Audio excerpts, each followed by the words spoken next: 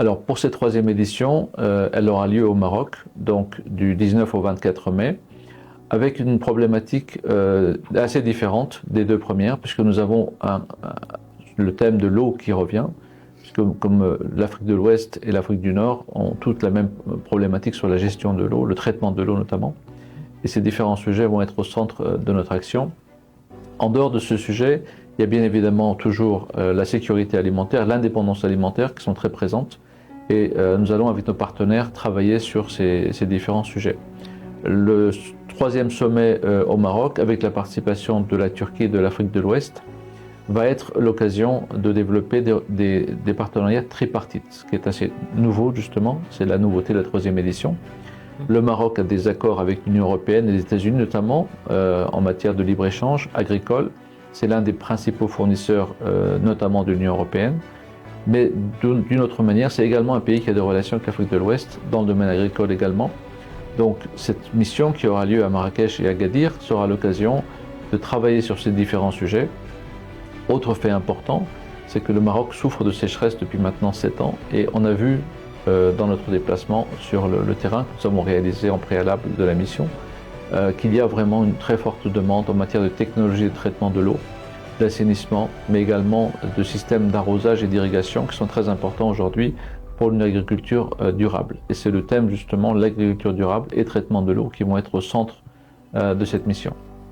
Autre fait important également sur cette mission, c'est que dans notre visite préalable au Maroc, nous avons visité Marrakech, Agadir, mais également Rabat.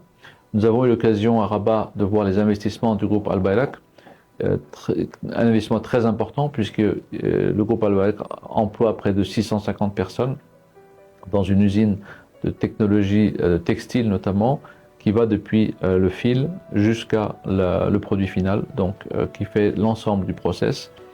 Et on a vu vraiment que c'était un investissement très intéressant.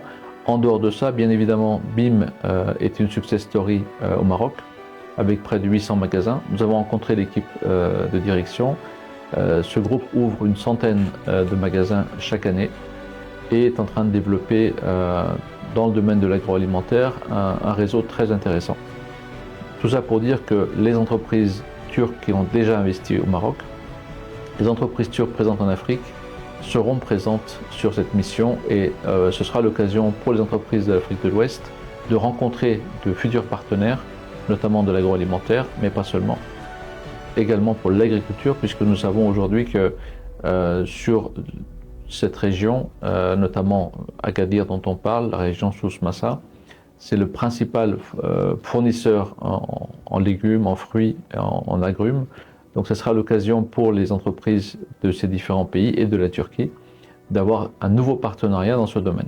Nous appelons bien évidemment toutes les entreprises d'Afrique de l'Ouest, de Turquie, à participer à cet événement du 19 au 24 mai au Maroc, donc entre Marrakech et Agadir.